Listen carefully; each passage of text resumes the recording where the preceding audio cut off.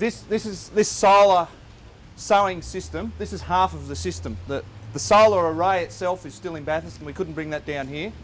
So I'll run through all of this, and I'll just give you a brief description on what's still on the roof in Bathurst. And it's a 4.2 kilowatt PV solar array, which is more than enough, which generates more than enough power for this vehicle to operate on an annual basis. That's based on 1 charge per day.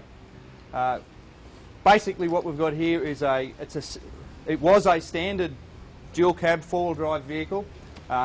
It now has no diesel motor. That's been taken out.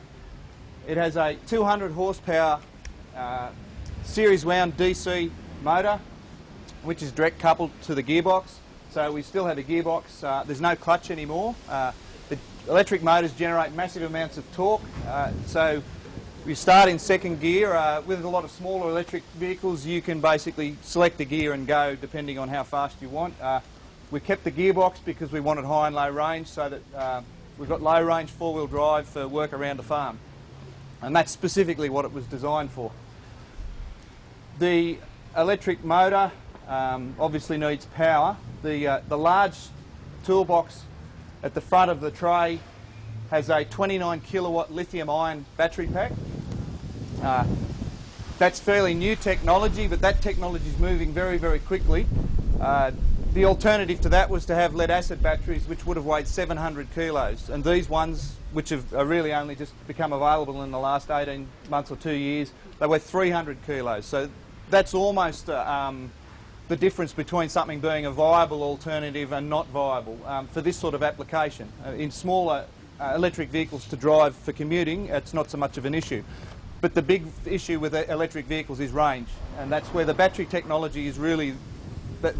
That's the tipping point, a good tipping point, when you, the tipping point that will make electric vehicles completely viable for everyone.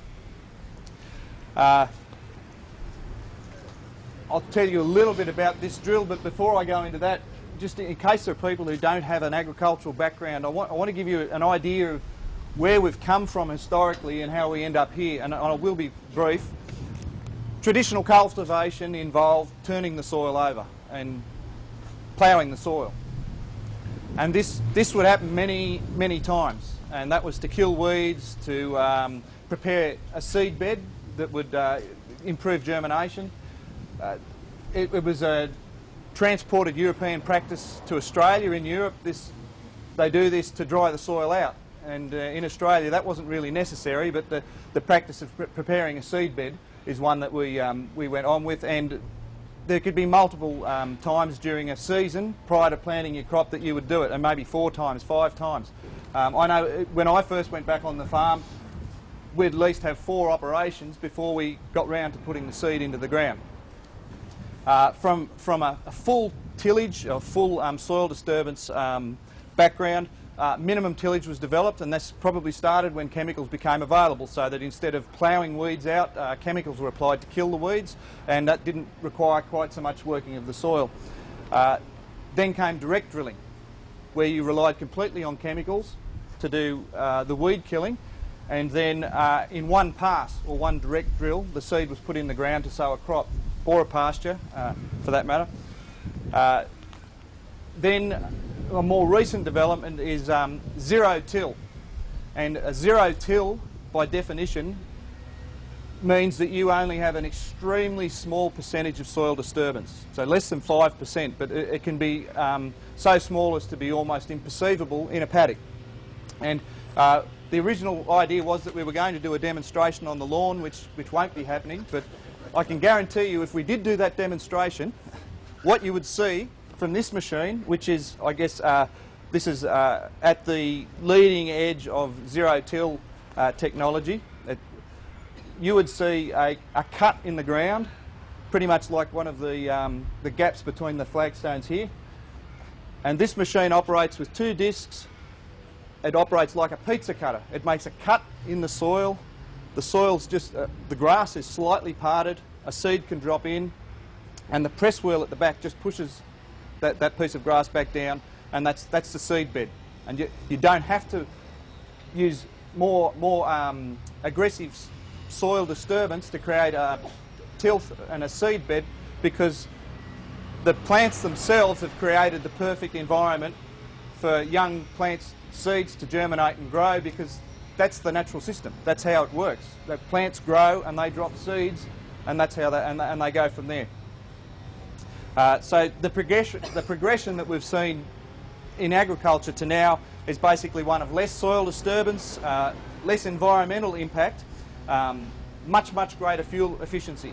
Simply the act from going from a full disturbance cultivation to direct drilling would probably lead to a 75% decrease in your fuel costs and emissions in the same way.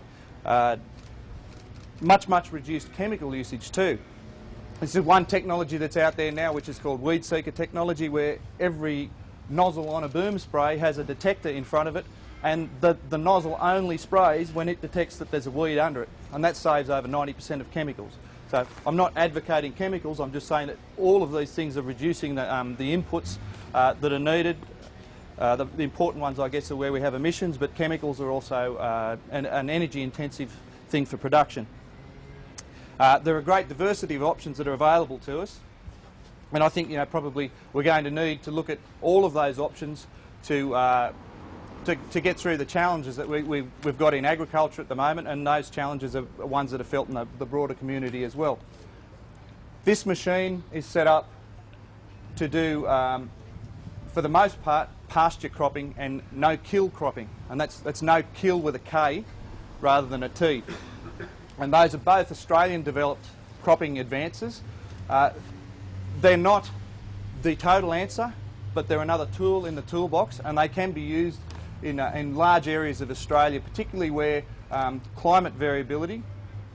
So I guess we're really saying they could be used everywhere in Australia, where climate variability has been an issue, and we've definitely had that in the last 10 years.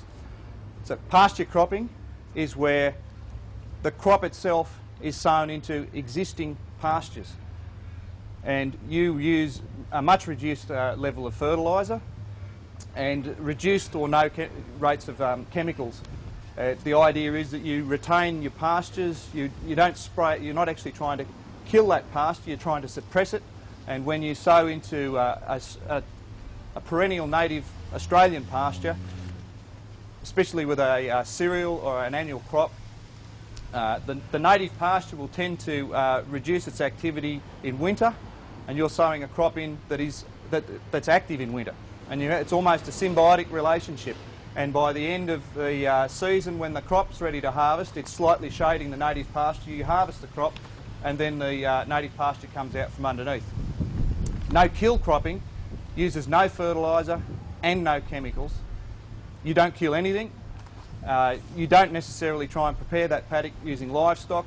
The idea is to retain the full function and diversity of that grassland. Now, both of these methods are less input intensive. They also, one of the most important things with using them is that your grazing, if you have a grazing operation as well, it doesn't disturb that whatsoever. You graze right to the day that you sow, and then the day the crop comes off, you can then continue grazing. That's if you were to take it to the cropping stage. Quite often we just sow those crops as an opportunity crop to increase our amount of dry matter in winter when we might need feed more than other times of the year. Another good plus for them, as well as being low input, is that obviously the environmental outcomes are good. They actually stimulate the native grasses, so you get an increase in biodiversity at the same time. Now, no-kill cropping was developed near Narromine by a fellow named Bruce Maynard, and pasture cropping was developed at Golgong by Colin Sykes.